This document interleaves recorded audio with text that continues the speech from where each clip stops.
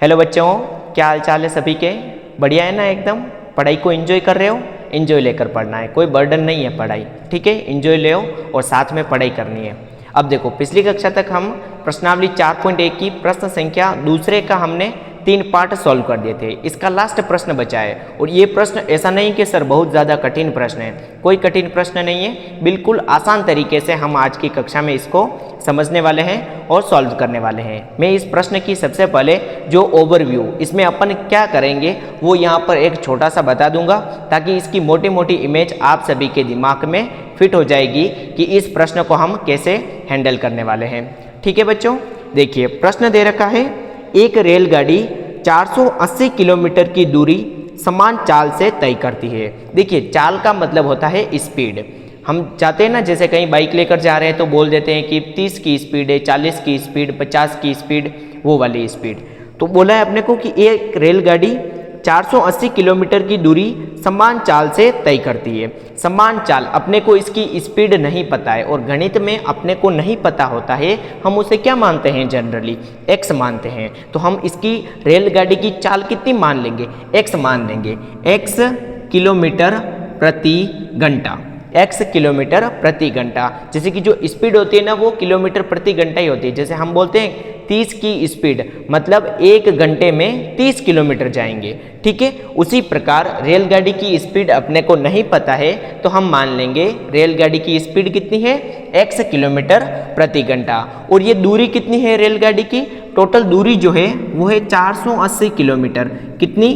480 kilometre. मतलब रेलगाड़ी यहाँ से स्टार्ट हुई है और इसको 480 किलोमीटर की दूरी तय करनी है, और वो दूरी कितनी स्पीड से तय होगी? वो स्पीड है x किलोमीटर प्रति घंटा। यहाँ तक आपको समझ में आया? आगे देखो, आगे बोला है, यदि इसकी चाल 8 किलोमीटर प्रति घंटा कम होती, पहले स्पीड थी x किलोमीटर, अब कितनी हो जाएगी?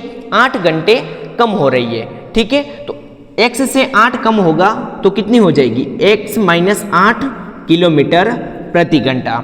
जैसे कि आपकी स्पीड पहले 40 किलोमीटर प्रति घंटे थी। मान लो आप कहीं दूर जा रहे थे और आपकी स्पीड थी पहले 40, अब 8 किलोमीटर प्रति घंटा कम हुई है, तो हम क्या करेंगे? 40 में से 8 बाकी करेंगे। उसी प्रकार इसकी रेलगाड़ी की स्पीड थी x किलोमीटर, अब हो जाएगी x माइनस 8 किलोमीटर प्रति घंटा। यहाँ तक समझ आया? आगे बोला है, तो वह उसी दूरी को तय करने में 3 घंटे अधिक लेती है। तो वह उसी दूरी को तय करने में कितने घंटे अधिक लेती है? 3 घंटे अधिक लेती है। दूरी सेम है दोनों में, तो अधिक घंटे कौन ले रहा है? देखिए, अगर जाहिर सी बात है कि चाल कम होगी, यानी कि स्पीड कम होगी, तो टाइम ज़्यादा लगेगा कि कम लगेगा? ज़्यादा लगेगा। तो ज़्यादा कितना लगेगा? 3 घंटा लगेगा। कितना घंटा लगेगा? 3 घंटा लगेगा। को किस में लगेगा? इसमें लगेगा, ठीक है? तो देखिए, अब यहाँ पर एक फॉर्मूला है। सर इस सवाल को कैसे करेंगे? आपने समझा तो दिया मेरे को। देखिए, एक फॉर्मूला होता है, चाल बराबर दूरी बटा समय, दूरी बटा समय, ठीक है? तो यहाँ से समय का फॉर्मूला क्या बन जाएगा? समय बराबर आ जाएगा दूरी बटे चाल, दूरी बटे चाल। यहाँ तक समझ में आया आपको? अब देखो, इसके समय कितने हैं? पहला तो 2 समय बनेंगे, ठीक है? दोनों स्थिति है, क्योंकि पहले स्थिति में थी x किलोमीटर प्रति घंटा, दूसरी स्थिति में क्या? x माइनस 8 किलोमीटर प्रति घंटा। यहाँ से हम समय निकालेंगे, ठीक है? तो अब मैं समझाऊंगा कि अपन इस सवाल को सॉल्व कैसे करेंगे, ठीक है बच्चों? सबसे पहले हमने कितना माना था? रेलगाड़ी की स्पीड x किलोमीटर प्रति घंटा। तो यहाँ पर लिखेंगे हम, माना कि रेलगाड़ी की एक समान चाल बराबर x किलोमीटर प्रति घंटा। h का मतलब होता है घंटा, यानी कि हावर, और किलोमीटर यानी कि किलोमीटर, ठीक है? और अपने को क्या बोला है इसमें? दूरी कितनी है रेलगाड़ी की जो उसको तय करनी है? 480 किलोमीटर, 480 किलोमीटर। अब इस फॉर्मूले को लिखो, समय बराबर क्या होता है? समय बराबर दूरी बटे चाल, दूरी बटे चाल। अब इसमें अपने को 2 कंडीशन दे रखी है, तो दोनों लिखेंगे। पहली कंडीशन है तो उसको लिख देंगे हम स्थिति फर्स्ट। पहली स्थिति के अनुसार समय कितना आएगा? t1 मान ले। दूरी कितनी है? 480, चाल कितनी है x, ठीक है। पहला समीकरण आ गया, इसको हम मान लेंगे समीकरण फर्स्ट। दूसरी स्थिति क्या है, दूसरी स्थिति में सर 3 घंटे ज़्यादा लग रहे हैं, 3 घंटे ज़्यादा लग रहे हैं। 3 घंटे किसको ज़्यादा लग रहे हैं, देखिए स्पीड जहाँ कम होगी, स्पीड कम होगी तो टाइम क्या लगेगा, ज़्यादा लगेगा। तो यहाँ पर हम T2 लिख देंगे पहले। तो T2 बराबर कितना है अपने 480 बटे x माइनस 8, ठीक है, ये आ गया दूसरा। अब देखो अपने को क्या बोला है कि तो वह 3 घंटे अधिक लेती है। 3 घंटे किससे ज़्यादा लेगी, 3 घंटे इससे ज़्यादा लेगी, इसी से ज़्यादा लेगी क्योंकि स्पीड कितनी है इसकी x है, ठीक है, और इसकी कितनी है x माइनस 8, तो इसको टाइम ज़्यादा लगेगा। कितना ज़्यादा लगेगा सर, 3 घंटे ज़्यादा लगेगा। अगर इसकी स्पीड 8 घंटे कम नहीं होती तो T1 और T2 क्या हो जाए, दोनों बराबर हो जाते हैं, लेकिन इसमें 8 घंटे कम है तो जाहिर सी बात है कि इसको T2 को 3 घंटे T1 से ज़्यादा लगेंगे। यहाँ तक आपको समझ में आया? अगर नहीं आया है तो प्लीज़ मेरे को कमेंट में ज़रूर बताना, ठीक है।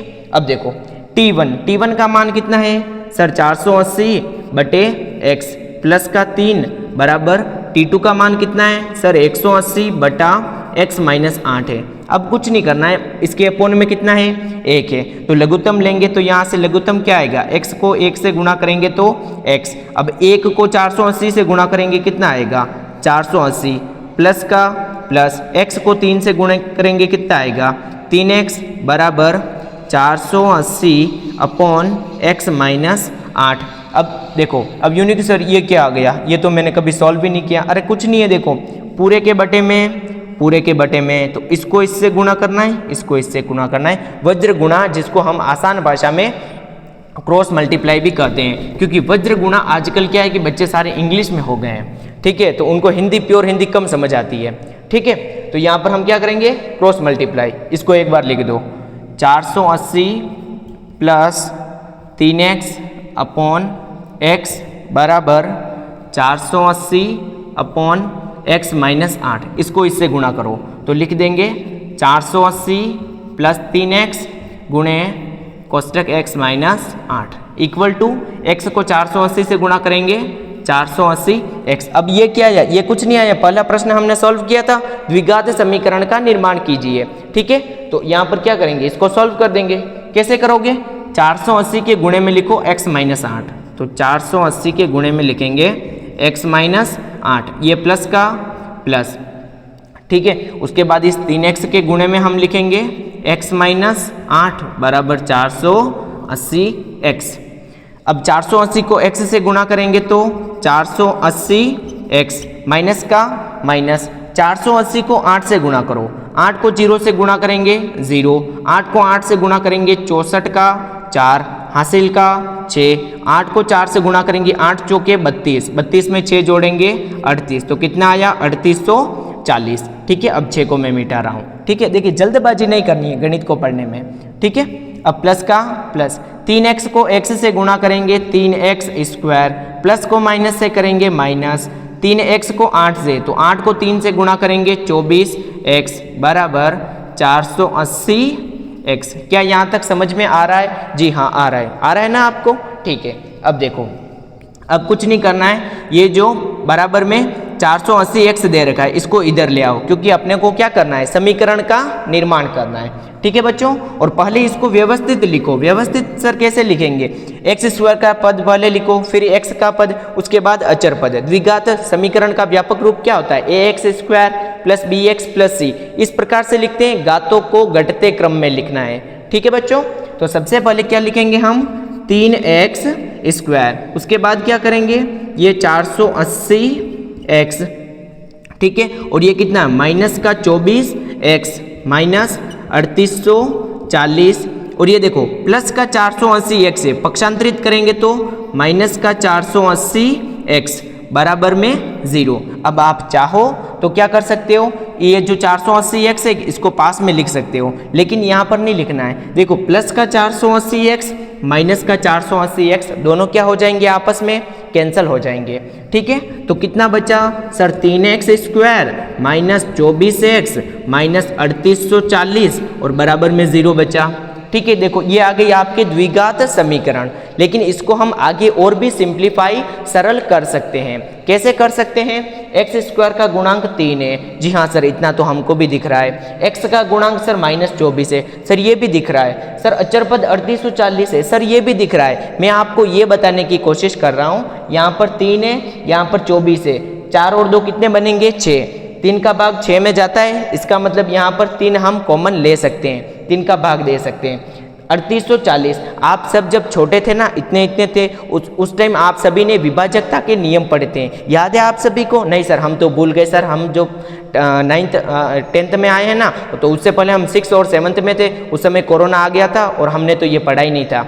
ठीक है, कुछ नहीं करना है। देखो विभाजकता के नियम में क्या होता है, इन अंकों की जोड़ करते हैं। 3 का विभाजकता का नियम बता रहा हूँ मैं, तो 3 और 8 कितने होंगे? 11। 11 में 4 जोड़ेंगे तो सर 15 हो रहे। 3 का भाग 15 में देते हैं, पूरा पूरा जाता है। इसका मतलब ये है कि ये जो पूरा दे रखा है इसमें हम 3 को कॉमन ले सकते हैं, मतलब 3 का भाग इसमें हम दे सकते हैं। ठीक है, तो 3 का भाग देंगे हम, 3 का भाग देंगे। देखिए मैं डायरेक्ट भाग दे रहा हूँ, कैसे भाग दूंगा मैं?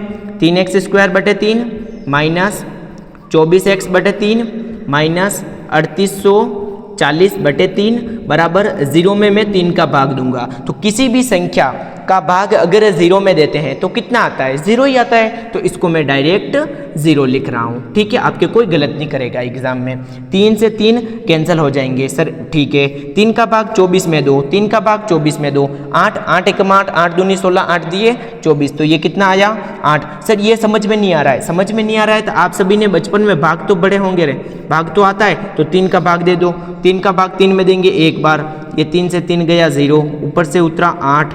3 का भाग 8 में देंगे 2 बार, 8 में से 6 गया 2, ऊपर से उतरा 4। 3 का भाग 24 में देंगे सर 8 बार जाएगा, 24 में से 24 गया 0, ऊपर से उतरा 0, तो यहाँ पर भी 0। कितना आया? 1280। कितना आ रहा है? 1280। यहाँ पर लिख दो 1280। ठीक है, तो समीकरण क्या आई अपने? x² minus 8x minus 1280 equal to 0। क्या आपको यही ज्ञात करना था? जी हाँ, हमने को तो सवाल में केवल समीकरण बनाने के लिए बोला है और समीकरण हमने इस तरीके से बना दी है। आई होप आपको समझ में आ रहा है। ठीक है, अब देखो आपके लिए एक टास्क है, उसका कमेंट में आप आंसर ज़रूर बताना। आपको कुछ नहीं करना है, मैंने पिछले 3 जो सवाल बताए हैं उनमें मैंने समीकरण भी बनाई है और समीकरण के बाद उसको सॉल्व करने का तरीका भी बताया है और आंसर भी लाया हूँ। ठीक है, जो कि आपको नहीं पूछा था, लेकिन तो तब तक आप सभी श्रीधराचार्य सूत्र से इन समीकरणों को सॉल्व करना तो सीख गए होंगे।